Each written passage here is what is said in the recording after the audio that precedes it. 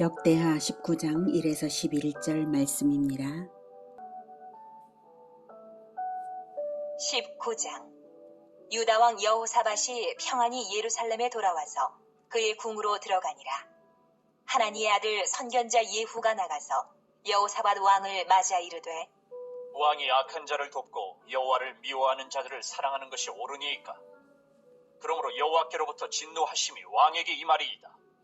그러나 왕에게 선한 일도 있으니 이는 왕이 아세라 목상들을 이 땅에서 없애고 마음을 기울여 하나님을 찾음이니이다 하였더라. 사랑하는 형제 여러분, 12월 23일 금요일 저녁 목상에 오신 것을 환영합니다. 여호사밧 왕의 치세를 17장부터 보고 있는 중이고요. 20장까지 이어지겠는데요. 17장에서는 신앙개혁을 일으킨 것을 보았고요. 18장에서는 북이스라엘 왕 아합과 사돈을 맺음으로써 동맹이 된 것과 대아람 전쟁에 공동 출정했다가 패배하고 돌아온 것을 보았습니다. 이것에 대해 하나님의 꾸짖음이 하나니의 아들 선견자 예후로부터 있었습니다. 예후의 아버지 하나니는 과거 아사 왕 때에 아사의 잘못을 책망하는 예언을 해서 투옥되었던 인물입니다. 예후는 아버지의 절개 있는 신앙을 물려받은 것이죠. 2, 3절 보면 왕이 악한 자를 돕고, 악한 자는 아합이죠. 여호와를 미워하는 자들을 사랑하는 것, 마찬가지 여호와를 미워하는 자들 아합과 이세벨 그 무리이고요. 그들을 사랑하는 것이 옳으니까. 그러므로 여호와께로부터 진노하심이 왕에게 임하리이다. 네. 우리가 불신자에 대해 사랑의 복음은 전해야 하지만 그들의 행위에는 동조하지 말아야 하고 인생을 함께하는 언약을 맺지는 말아야 합니다. 고린도후서 6장 14, 18절을 보면 제가 읽을게요. 너희는 믿지 않는 자와 멍에를 함께 매지 말라. 의와 불법이 어찌 함께하며 빛과 어둠이 어찌 사귀며 그리스도와 벨리알이 어찌 조화되며 믿는 자와 믿지 않는 자가 어찌 상관하며 하나님의 성전과 우상이 어찌 일치가 되리요. 우리는 살아계신 하나님의 성전이라. 이와 같이 하나님께서 이르시되 내가 그들 가운데 거하며 두루 행하여 나는 그들의 하나님이 되고 그들은 나의 백성이 되리라. 그러므로 너희는 그들 중에서 나와서 따로 있고 부정한 것을 만지지 말라. 내가 너희를 영접하여 너희에게 아버지가 되고 너희는 내게 자녀가 되리라. 전능하신 주의 말씀이니라 하셨느니라. 이렇게 말씀하셨어요. 그런데 여호사밧은 악한 자요 여호와를 미워하는 자와 혼인 동맹을 맺고 이어서 대아람 전쟁까지 동참함으로써 행동을 같이하여 멍에를 같이한 어리석음을 범한 것입니다. 이로 인한 징벌로서 역대하 20장에서 있을 아람의 침략을 당하게 되고요. 에시온게벨에서 배가 침몰하는 사건이 있고요. 또 여호사밧 사후에는 여호람이 타락했죠. 아내 아달랴 때문에요. 여호사밧의 며느리요 아합의 딸인 아달랴에 의해서 아들도 타락하고 또 아들이 죽고 난 다음에는 궁중 학살극이 있게 된 것입니다. 그래도 아무튼 여호사밧은 자신의 실수와 범죄를 즉각 회개했습니다.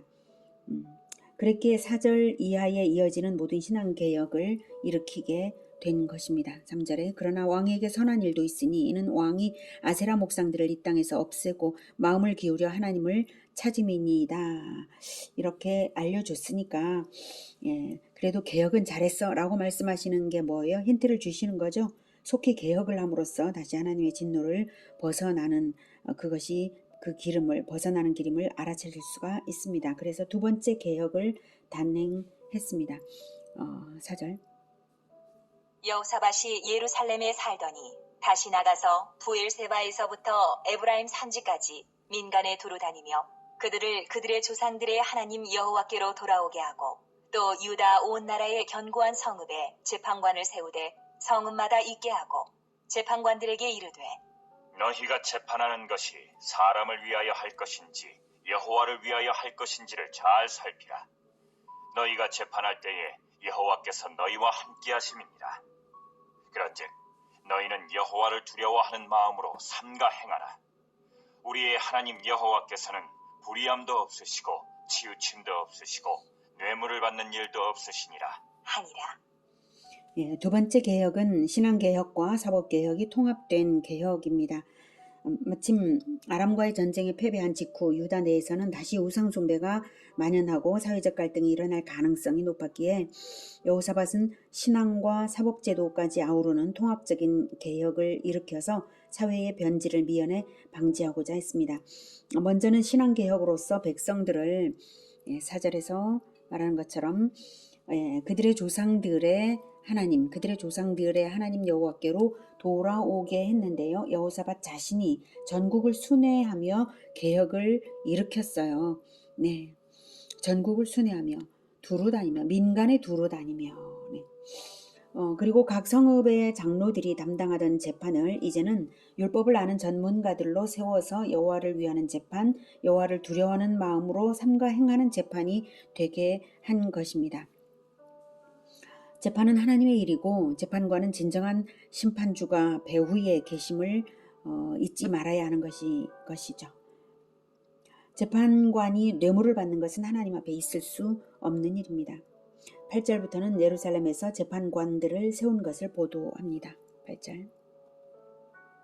여호사밧이 또 예루살렘에서 레위 사람들과 제사장들과 이스라엘 족장들 중에서 사람을 세워 여호와께 속한 일과 예루살렘 주민의 모든 송사를 재판하게 하고 그들에게 명령하여 이르되 너희는 진실과 성심을 다하여 여호와를 경외하라. 어떤 성읍에 사는 너희 형제가 혹 피를 흘림이나 혹 율법이나 계명이나 율례나 규례로 말미암아 너희에게 와서 송사하거든 어떤 송사든지 그들에게 경고하여 여호와께 죄를 범하지 않게 하여 너희와 너희 형제에게 진노하심이 임하지 말게 하라. 너희가 이렇게 행하면 죄가 없으리라. 네, 예루살렘의 재판관은 유다 온 지방과는 달리 일종의 대법원과도 같은 상위 사법기관입니다. 담당자는 레위인 제사장들 외에 또 선발된 족장을 세웠습니다. 그리고 판결을 내리는 것만이 그들의 기능이 아니라 죄를 깨닫게 하고 재범을 방지하게 하라고 명했습니다. 죄의 재범은 사회에 진노가 임하는 것이기 때문에 재판관들이 재범 방지를 위한 사명을 다하는 것은 매우 중요한 책무임을 주지했습니다. 여호사밧이 민간에도 두루 다니고 그리고 각 성읍에도 율법을 아는 자들로 재판관을 세우고 그리고 그들에게도 당부를 이제 아버지처럼 스승처럼 당부를 했었던 것처럼 네. 그 당부할 때에 하나님이 어떠하신 분이신지를 기억나게 했죠. 네, 우리 하나님께서는 불의함도 없으시고 치우침도 없으시고 뇌물을 받는 일도 없으시니라. 그 하나님의 아들들이 아니냐 바르게 해라 이런 거죠. 아버지처럼 그렇게 가르치고 이번에는 예루살렘의 레위 사람들과 제사장들과 그리고 족장들 중에서 뽑힌 사람들에게도 아주 아버지처럼 당부를 하고 있어요. 여호와를 경외하라. 네. 어떤 송사든지 여호와께 죄를 다시 범하지 않도록 하는 그 일을 너희들이 하라. 그래야 진노하심이 임하지 않는다. 이렇게 말하고 있죠. 네, 정말 왕다운 왕입니다. 자, 11절. 여호와께 속한 모든 일에는 대제사장 아마랴가 너희를 다스리고 왕에게 속한 모든 일은 유다 지파의 어른 이스마엘의 아들 스바랴가 다스리고 레위 사람들은 너희 앞에 관리가 되리라. 너희는 힘써 행하라. 여호와께서 선한 자와 함께 하실지로다. 하니라. 네, 여기서도 힘써 행하라. 여호와께서 선한 자와 함께 하실지로다. 이렇게 축복으로 하고 있습니다. 종교 재판과 일반 재판을 그 성격에 알맞게 책임자를 달리하고 있죠. 종교 재판의 경우에는 대제사장 아마랴가 담당하고 그 외에 일반 재판, 즉 왕에게 속한 모든 일, 일반 재판에 대해서는 유다 지파의 어른, 유다 나라니까요. 유다 지파의 어른 이스마엘의 아들 스바랴에게 맡기고 이렇게 여호와의 이름으로 또한 그들에게 사명을 주어서 축복을 하고 있습니다. 일을 맡은 사람에게 그 마음 자세부터 바로 잡을 수 있도록 마음 자세부터 그 중심을 곧바로 해서 하나님의 일을 잘 할 수 있도록 당부를 결코 잊지 않는 이 여호사밧의 일하는 태도, 사람들을 대하는 태도, 이게 아주 귀합니다. 오늘은 여호사밧의 실패와 회개와 개혁을 통해서 배웠습니다. 불신자에게 사랑의 복음은 전하되 멍해를 함께 해서는 안 된다는 것, 책망을 들었을 때 즉각 회개하는 것, 개혁을 하되 내면적 변화까지를 성취하도록 많은 백성들과 직접 교제로서 신앙 개혁을 하는 것, 그리고 재판의 공의를 세우되 재범 방지를 목표로 하면서 재판장들의 마음을 바르게 해서 하나님의 일을 하도록 당부를 하는 것, 이 모든 것에 들어있는 중심 사상은 인간 내면의 진정한 변화를 추구했다는 점입니다. 인간의 마음 중심을 하나님께 드려야 한다는 바로 그것입니다. 여호사밧은 진정 자신과 백성의 내면적 변화를 추구한 정직한 왕입니다. 우리가 여호사밧과 같은 관점으로 인간 내면의 변화에 마음을 기울이며 진정한 개혁을 일구어내는 교회가 되기를 기원합니다. 기도하겠습니다. 하나님은 마음 중심을 보시는 분이십니다.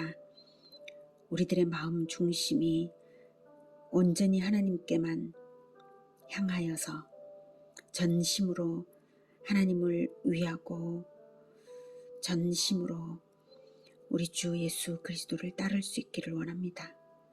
우리가 무엇을 하든지 그 어떤 일을 맡았든지 하나님을 위하여 온 마음을 다하여서 행할 수 있도록 도와주시옵소서. 정직하게 주님을 따르며 사람들의 변화를 추구하며 나아가는 모든 지도자들 되게 도와주시옵소서. 예수님의 이름으로 기도드립니다. 아멘. 이어지는 시간은 개인 기도 시간입니다.